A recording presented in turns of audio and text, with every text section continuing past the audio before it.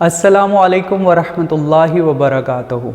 अज़ीज़ तलबा, उम्मीद है आप सब खैरियत से होंगे। आज हम नए मौजू के साथ आपकी खिदमत में हाज़िर हुए हैं और ये मौजू क्या है ये हम देखते हैं। आज का जो मौजू है वो है लर्निंग मेथडोलॉजी।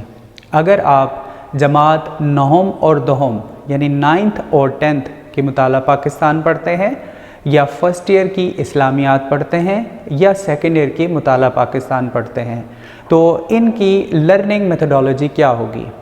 आपने ये लर्निंग मेथडोलॉजी कब फॉलो करनी है, ये आपने टेस्ट से पहले फ़ॉलो करनी है, या इसको हम यूँ कह सकते हैं कि बिफ़ोर एग्ज़ाम या before paper learning methodology of Islamiyat and Pak studies. इसको हम देखते हैं। देखिए, सबसे पहले हमने अपने इस पेपर पैटर्न को देखना है। 9th क्लास हो या 10th क्लास हो, इन दोनों की मुताला पाकिस्तान या फ़र्स्ट ईयर की इस्लामियात या सेकेंड ईयर की मुताला पाकिस्तान, इनका पेपर पैटर्न 100% सेम है। मार्क्स की डिवीज़न भी सेम है, क्वेश्चंस भी उतने ही होते हैं, बस सिलेबस डिफरेंट होता है। अब देखते हैं कि पार्ट्स क्या है। 3 पार्ट्स हैं इस्लामियात और पाक स्टडीज़ के पेपर के। MCQs हैं, शॉर्ट क्वेश्चंस हैं, लॉन्ग क्वेश्चंस हैं। अब हमने बड़ी अहम बात करनी है, वो है कि इम्पोर्टेंस किसको ज़्यादा है मार्क्स वाइज। देखिए, MCQs और शॉर्ट क्वेश्चंस को ज़्यादा इंपॉर्टेंस देनी है।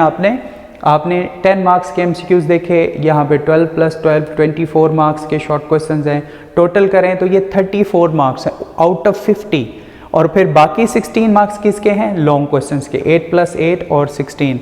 ये देखिएगा, ये बहुत ज़्यादा अहम बात मैं कर रहा हूँ आपके सामने कि आपने 34 मार्क्स को नज़रअंदाज नहीं करना। और कुछ ऐसे बच्चे होते हैं जो ज़्यादा पढ़ नहीं पाते, तो उनको इन पोर्शंस में ज़्यादा फोकस करना चाहिए और बाकी सबको तो सब में फोकस करना है। चाहे आप एवरेज स्टूडेंट हैं, चाहे आप टॉपर स्टूडेंट्स हैं, आपने लर्निंग मेथडोलॉजी के अंदर ये चीज़ ज़हन नशीन रखनी है कि किस हिस्से को कितने मार्क्स दिए गए हैं और वो फिर ज़्यादा अहमियत कैसे रखते हैं। ये इसलिए यहाँ पर बयान किया जा रहा है कि कुछ वीकर स्टूडेंट्स होते हैं जिनको ये लगता है कि हम ज़्यादा प्रिपेयर करना चाहते हैं या अच्छे मार्क्स लेना चाहते हैं या पास होना चाहते हैं, तो उनको तो कम से कम इस पैटर्न को फॉलो करना चाहिए। और बाकी सब इस चीज़ को ज़हन नशीन रखें कि किस तरह किस पोर्शन की ज़्यादा इंपॉर्टेंस है।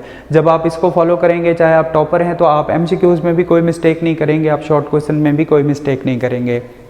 इसके बाद हम देखते हैं कि सजेस्टेड मेथडोलॉजी क्या है किस चीज़ के लिए, बिफोर टेस्ट या बिफोर पेपर लर्निंग मेथडोलॉजी जो हमने आपको सजेस्ट करनी है वो आप देखिएगा।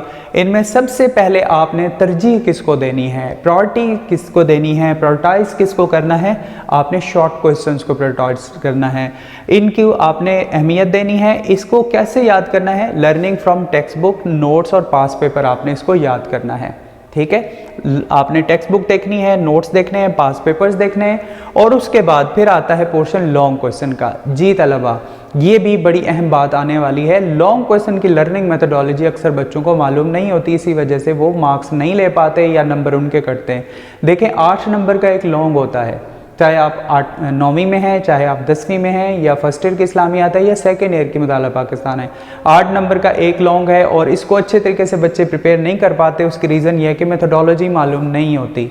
तो लर्निंग में सबसे पहले हमने क्या करना है, हमने टेक्स्ट बुक सामने रखनी है, उसकी रीडिंग करनी है, मार्किंग करनी है जो टीचर कराएं, फिर नोट्स को सामने रखना है। लर्निंग वहीं से, असल में वहाँ से लर्निंग होती है। फिर पास पेपर्स में हमने इसको एक बार देख लेना है कि पास पेपर में किस तरह के क्वेश्चंस आए हैं और कौन से क्वेश्चन ज़्यादा इंपॉर्टेंस रखते हैं। अब हम देखते हैं लर्निंग स्टेप्स क्या हैं इसमें। एज ए लॉन्ग, एक लॉन्ग क्वेश्चन को आपने याद करना है तो उसमें लर्निंग स्टेप्स क्या होने चाहिए। सबसे पहले डेफिनेशन, हर लॉन्ग क्वेश्चन की कोई ना कोई डेफिनेशन होती है, डेफिनेशन होगी या उसका तारुफ होगा। पहला पोर्शन, फॉर एग्जांपल हम नज़रिया पाकिस्तान की ले लेते हैं मुताला पाकिस्तान में, तो नज़रिया पाकिस्तान और उसके अज्जा, या इसी तरीके से दीगर क्वेश्चंस आ जाते हैं। इस्लामियात की हम बात कर लेते हैं फर्स्ट ईयर की, तो वो बुनियादी अकायद की हम बात करते हैं, तो बुनियादी अकायद में अकीदे की तारीफ़ आ जाती है। फिर उसके बाद इस्लाम के बुनियादी अकायद आप मुकम्मल तहरीर करते हैं। इसी तरीके से चलते जाएं तो दीगर क्वेश्चंस भी हैं। तो सबसे पहले डेफिनेशन प्रिपेयर करनी है। दूसरे नंबर पर आपने हेडिंग्स लाजमी प्रिपेयर करनी है। इनका तरीका यह है कि इनको लिखें और फिर याद करें और फिर इनको लिखें, ये प्रैक्टिस करनी है। पहले आपने इनको हेडिंग्स को एक पेपर पर नोट डाउन करना है, फिर इनको याद करना है, फिर याद करके नोटबुक पर या रफ़ कॉपी पर, रफ़ रजिस्टर पर आपने इसको लाजमी प्रैक्टिस के लिए लिखना है। और उसके बाद आता है कंटेंट, यानी इन हेडिंग्स के अंदर जो मवाद लिखा होगा वो उस हेडिंग के नीचे जो तमहीद स्टेटमेंट होगी, फिर उसके अंदर कोई अगर आयत, हदीस, रेफरेंस, किसी का कॉल आता है पाक स्टडीज़ में, कोई भी बात आती है तो वो उसमें आप लोग मेंशन करेंगे।